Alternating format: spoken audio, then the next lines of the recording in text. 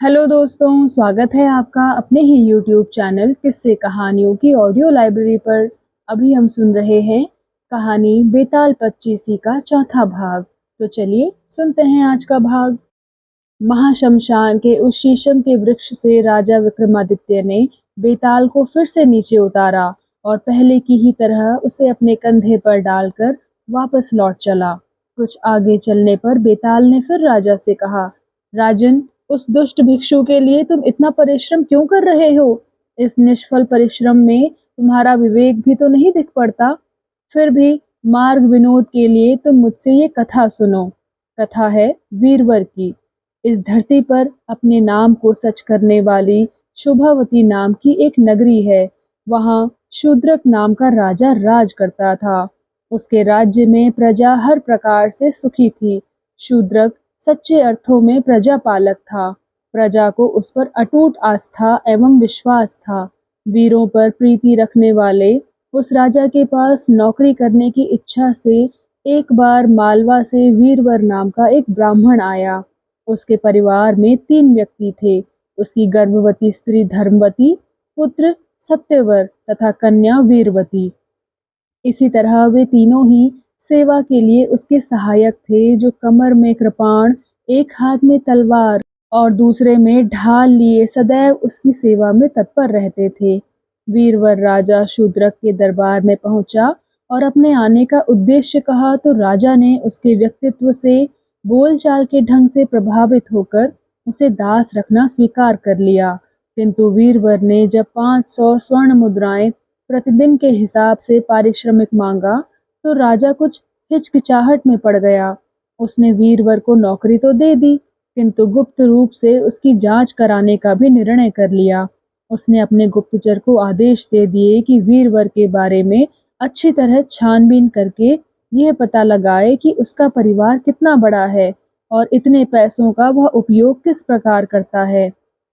वीरवर नित्य प्रति राजा से मिलकर हाथों में हथियार लिए मध्याह्न तक उसके सिंह द्वार पर ही खड़ा रहता था और फिर राजा से प्राप्त वेतन में से प्रतिदिन 100 स्वर्ण मुद्राएं अपनी पत्नी को घर खर्च के लिए दे देता था। बाकी 400 स्वर्ण मुद्राओं में से 100 स्वर्ण मुद्राओं से वस्त्र, आभूषण और तांबूल आदि खरीदता था। 100 स्वर्ण मुद्राएं स्नान के पश्चात विष्णु और शिव की पूजा में खर्च करता था। शेष 200 स्वर्ण मुद्राओं को वह ब्राह्मण और दरिद्रों को दान में देता था। इस प्रकार प्रतिदिन राजा से प्राप्त 500 स्वर्ण मुद्राओं का उपयोग करता था। अनंतर दैनिक कार्यों से निपटकर वह भोजन करता और फिर रात में राजा के सिंह द्वार पर जाकर हाथ में तलवार लिए पहरा दिया करता था। राजा शूद्रक ने जब अपने गुप्तचरों से उसका प्रतिदिन का नियम सुना तो वह मन ही मन बहुत संतुष्ट हुआ। राजा ने उसे पुरुषों में श्रेष्ठ और विशेष रूप से आदर के योग्य समझा तथा उसका पीछा करने वाले गुप्तचरों को रोक दिया। इसी तरह दिन बीतते रहे। वीरवर ने कठोर धूप वाली गर्मी के दिन सहज ही बिता दिए। घनघोर वर्षा के कष्टदायी दिन भी वह उसी तरह अपने कर्तव्य हेतु अटल रहकर सिंह द्वार पर बिताता रहा। शूद्रक ने कई बार रातों में स्वयं जाकर उसकी जांच की, किंतु हर बार उसने वीरवर को अपनी नौकरी पर मुस्तैद पाया। एक बार जब राजा प्रजा का हालचाल जानने के उद्देश्य से रात को महल से बाहर निकल रहा था तो उसने दूर कहीं से आती हुई किसी स्त्री के रोने की आवाज सुनी। उस आवाज में बहुत दर्द, करुणा और दुख विह्वलता भरी हुई थी। राजा को बहुत आश्चर्य हुआ। उसने सोचा कि मेरे राज्य में ना तो कोई सताया हुआ है, ना ही कोई दरिद्र है और ना ही कोई दुखी, तो फिर यह स्त्री कौन है? और इस भयंकर रात्रि में जब सर्वत्र घनघोर वर्षा हो रही है, क्यों इस प्रकार करुण रुदन कर रही है? राजा को उस पर बहुत दया आई। उसने वीरवर से कहा, वीरवर सुनो, दूर कोई स्त्री करुण स्वर में रुदन कर रही है। तुम जाकर पता लगाओ कि वह कौन है और क्यों रो रही है। राजा की बात सुनकर वीरवर ने जो आज्ञा महाराज कहा और अपनी कमर में कटार खोसकर हाथों में तलवार लिए तुरंत वहां से निकल पड़ा। बाहर घनघोर वर्षा हो रही थी। रह रहकर बिजली कौंद रही थी और बादल ऐसे गरज रहे थे जैसे फट पड़ने के लिए वे बेचैन हो रहे हों। वीरवर को इतनी कर्तव्य निष्ठा के साथ ऐसे बुरे मौसम में भी राजाज्ञा का पालन करने के लिए जाते देख राजा को उस पर बहुत दया आई।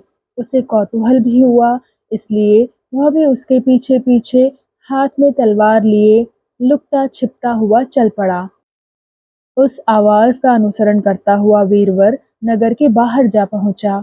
वहां उसने एक सरोवर के किनारे एक स्त्री को विलाप करते देखा जो बार बार हाँ वीर, हाँ कृपालु, हे स्वामी, हे त्यागी, तुम्हारे बिना मैं कैसे रहूंगी कहती हुई रो रही थी। वीरवर ने आश्चर्यचकित होकर पूछा, हे शुभगे, तुम कौन हो और रात के इस प्रहर में इस प्रकार क्यों रो रही हो? तब वह स्त्री बोली, हे वीरवर, मैं पृथ्वी हूँ। इस समय मेरे स्वामी राजा शूद्रक हैं, जो एक धर्मात्मा है। आज से तीसरे दिन उनकी मृत्यु हो जाएगी। फिर मैं उनके समान किस दूसरे राजा को अपने स्वामी के रूप में पाऊंगी?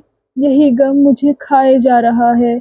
इसी शोक से दुखी होकर मैं उनके तथा अपने लिए विलाप कर रही हूँ।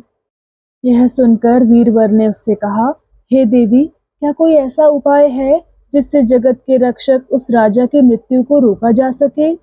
स्त्री के रूप में धरती बोली, हाँ है, और वह उपाय केवल तुम ही कर सकते हो वीरवर। यह सुनकर वीरवर ने कहा, तो देवी मुझे वह उपाय शीघ्रता से बतलाइए जिससे मैं उसे कर सकूं, नहीं तो मेरे जीवन का कुछ भी अर्थ नहीं रह जाएगा। यह सुनकर पृथ्वी ने कहा, वत्स, तुम्हारे समान वीर और स्वामी भक्त दूसरा कौन है?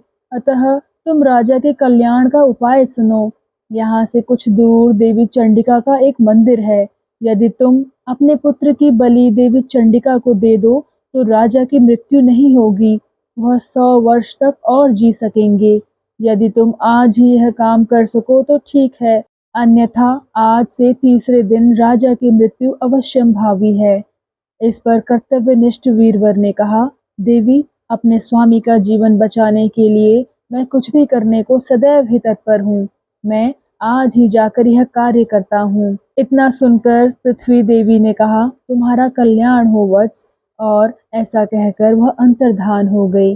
छिपकर पास ही खड़े राजा ने उन दोनों का वार्तालाप सुना और वह वीरवर आगे क्या करता है इसकी प्रतीक्षा करने लगा। घर पहुंचकर वीरवर ने अपनी पत्नी धर्मवती को जगाया और राजा के लिए पुत्र की बलि देने के लिए पृथ्वी ने जो कुछ कहा था वह उसे कह सुनाया। सुनकर उसकी पत्नी ने कहा, नाथ, स्वामी का जीवन अवश्य बचना चाहिए। आप इसी समय अपने पुत्र को बुलाकर उससे सारा वृत्तांत कहें। तब वीरवर ने अपने बालक सत्यवर को जगाकर सारा वृत्तांत उसे बताया और कहा, बेटा, चंडिका देवी को तुम्हारी बलि दिए जाने पर ही हमारे स्वामी बच पाएंगे, नहीं तो आज से तीसरे दिन उनकी मृत्यु हो जाएगी। यह सुनते ही उस बालक ने अपने नाम को सार्थक करते हुए निर्भीक होकर कहा, पिताजी, यदि मेरे प्राणों के बदले हमारे स्वामी का जीवन बचता है तो मैं इस कार्य को सहर्ष करने को तैयार हूँ। मैंने जो उनका अन्न खाया है मैं उससे उऋण हो जाऊंगा। आप तुरंत मेरी बलि का प्रबंध कीजिए जिससे मुझे शांति मिल सके। सत्यवर के ऐसा कहने पर वीरवर ने कहा, बेटा, तुम धन्य हो, तुम सचमुच ही मेरे पुत्र हो, मुझे तुम पर बहुत गर्व है। वीरवर के पीछे पीछे आए हुए राजा ने ये सारी बातें सुनी। उसने सोचा, अरे, ये तो सभी एक ही जैसे वीर हैं। अनंतर वीरवर ने अपने बेटे सत्यवर को कंधे पर उठा लिया। उसकी पत्नी धर्मवती ने अपनी बेटी वीरवती को ले लिया और रात के समय चंडिका के मंदिर में गए। राजा शूद्रक भी छिपकर उनके पीछे पीछे गया। मंदिर में पहुंचकर वीरवर ने देवी के सम्मुख अपने बेटे को कंधे से उतारा। सत्यवर ने बड़े धैर्य से देवी को प्रणाम किया और कहा, हे देवी, मेरे मस्तक का उपहार स्वीकार करो, जिससे हमारे स्वामी राजा शूद्रक अगले 100 वर्षों तक जीवित रहकर निष्कंटक राज कर सके। वीरवर ने पुत्र के ऐसा कहते ही धन्य धन्य कहते हुए अपनी तलवार निकाली और उससे अपने पुत्र का मस्तक काटकर देवी चंडिका को अर्पण करते हुए कहा, हे देवी, मेरे पुत्र के इस बलिदान से हमारे स्वामी 100 वर्ष तक जीवित रहें। उसी समय अंतरिक्ष से आकाशवाणी हुई, हे वीरवर, तुम धन्य हो, तुम्हारे समान स्वामी भक्त और कोई नहीं है, जिसने अपने एकमात्र गुणी पुत्र का बलिदान देकर अपने राजा शूद्रक को जीवन दिया है। राजा शूद्रक छिपकर ये सारी बातें देख और सुन रहे थे। तभी वीरवर की कन्या वीरवती आगे बढ़ी और मरे भाई के मस्तक को आलिंगन करती हुई शोक से विह्वल बुरी तरह से रोने लगी। तदंतर उसने भी भाई के शोक में अपने प्राण त्याग दिए।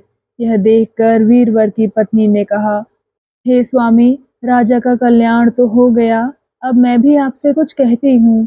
हमारा पुत्र चला गया, हमारी पुत्री ने उसके शोक में अपने प्राण त्याग दिए, तो मैं भी अब जीकर क्या करूँगी। मुझ मूर्ख ने राजा के कल्याण के लिए पहले ही देवी को अपना मस्तक क्यों अर्पित नहीं किया।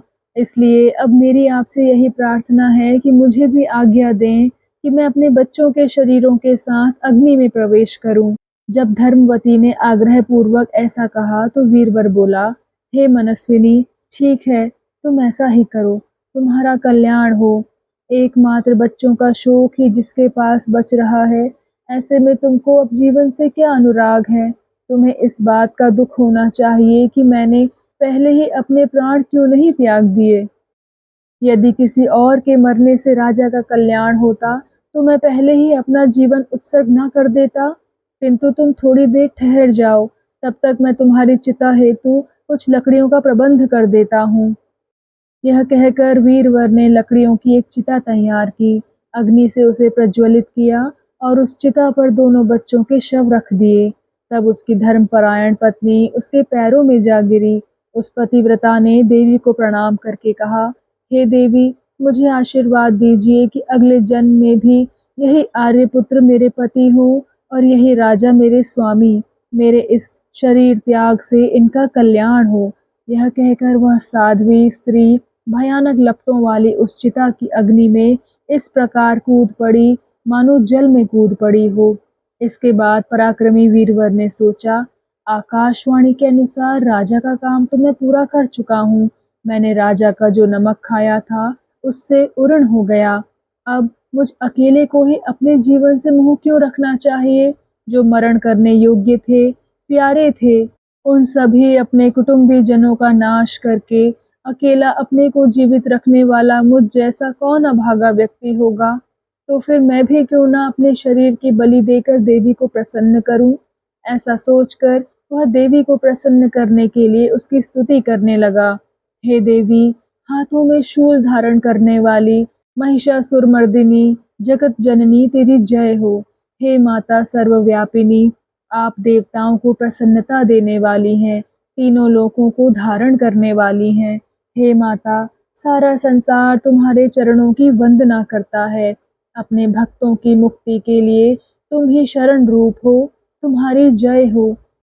हे काली, जय कपालिनी, जय कंकालिनी, हे कल्याणमयी, आपको नमस्कार है।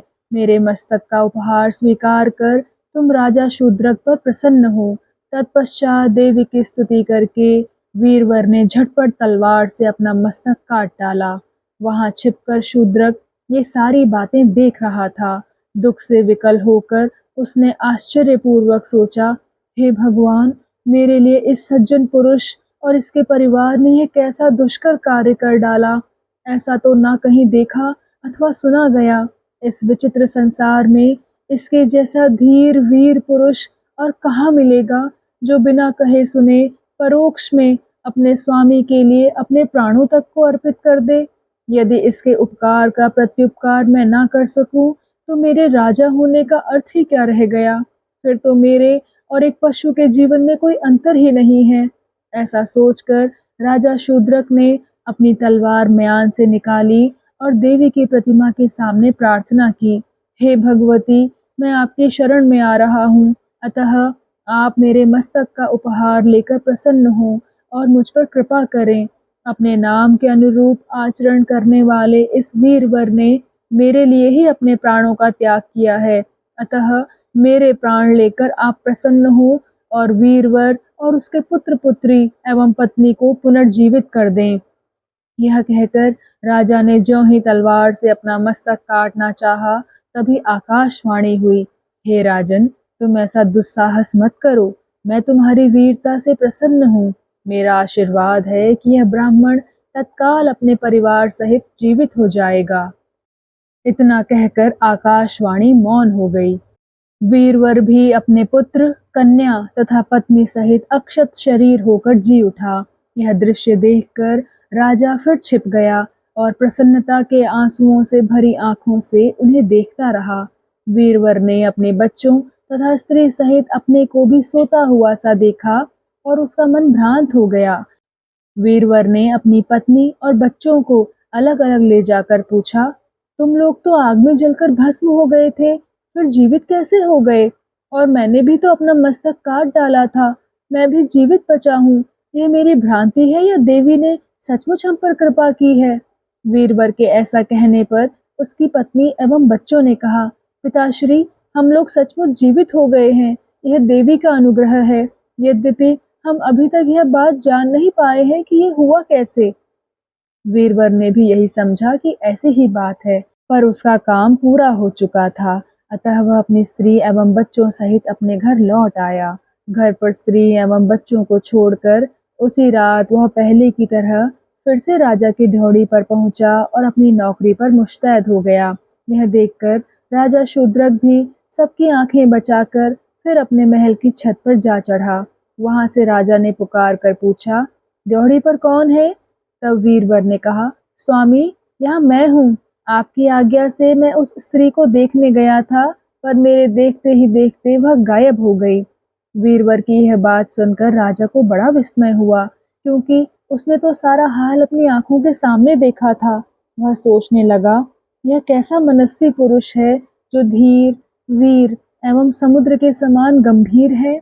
अभी अभी इसने जो कुछ किया है, उसका एक शब्द भी अपने मुंह पर लाना नहीं चाहता। धन्य है वीरवर, ऐसे वीर पुरुष सौभाग्य से ही किसी किसी को नसीब हुआ करते हैं। इसी तरह की बातें सोचता हुआ राजा चुपचाप महल की छत से उतर आया। बाकी की रात उसने अंतःपुर में जाकर बिता दी।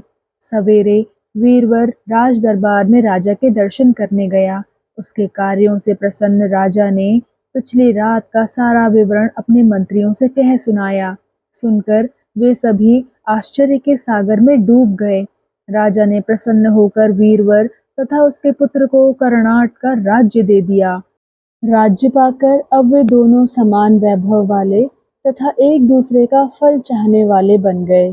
इस प्रकार राजा शूद्रक और राजा वीरवर दोनों ही सुखपूर्वक रहने लगे। बेताल ने यह अद्भुत कथा सुनाकर राजा विक्रमादित्य से पूछा, हे राजन, अब यह बतलाओ कि उन दोनों में से बड़ा वीर कौन था? जानते हुए भी यदि तुम नहीं बताओगे तो तुम्हें पहले की तरह ही शाप लगेगा। यह सुनकर राजा ने बेताल को उत्तर दिया, हे बेताल, उन दोनों में से बड़ा राजा शूद्रक ही था। इस पर बेताल बोला, राजन, सबसे बड़ा वीर क्या वीरवर नहीं था? उसने तो स्वयं राजा के कल्याण हेतु अपना मस्तक तक काट डाला था। या फिर उसकी पत्नी, उसने भी तो अपना बलिदान दिया था। उसके पुत्र सत्यवर ने भी कौन सा कम वीरता का काम किया था। राजा के कल्याण हेतु उसने भी तो सहर्ष मां चंडिका को अपना मस्तक अर्पण कर दिया था। वह तो बालक होने पर भी वीरता का उत्कर्ष था। तब फिर तुम राजा शूद्रक को सबसे बड़ा वीर कैसे कह सकते हो? बेताल के इस कथन पर राजा विक्रमादित्य बोले, हे बेताल, ऐसी बात नहीं है। वीरवर का जन्म ऐसे कुल में हुआ था जिसके बालक अपने प्राण, अपने स्त्री और अपने बच्चों की बलि देकर भी स्वामी की रक्षा करना अपना परम धर्म मानते हैं। वीरवर की पत्नी भी कुलीन वंश की थी। वह पतिव्रता थी। पति को ही अपना एकमात्र देवता मानती थी। पति के मार्ग पर चलने के अतिरिक्त उसका कोई दूसरा कार्य नहीं था। उनसे उत्पन्न सत्यवर भी उन्हीं के समान था। जाहिर है, जैसा सूत होगा वैसा ही कपड़ा भी तैयार होगा। लेकिन जिन चाकरों से राजा लोग अपने जीवन की रक्षा करवाते हैं, राजा शूद्रक उन्हीं के लिए अपने प्राण त्यागने को उद्यत हो गया था। अतः उन सब में वही विशिष्ट था। राजा की बातें सुनकर बेताल अपनी माया के द्वारा अचानक उसके कंधे से उतरकर फिर गायब हो गया और पुनः अपने स्थान पर जा पहुंचा। राजा विक्रमादित्य भी उसे फिर से ले आने का निश्चय करके वापस उसी शीशम वृक्ष की ओर चल पड़ा। तो दोस्तों, कैसा लगा आपको आज का ये भाग? कृपया कमेंट सेक्शन में आकर ज़रूर बताइएगा। और अगर आपने अभी तक इस चैनल को सब्सक्राइब नहीं किया है तो कृपया सब्सक्राइब भी ज़रूर कर लीजिएगा। मैं मिलती हूँ आपसे इसी कहानी के अगले भाग के साथ। तब तक के लिए धन्यवाद।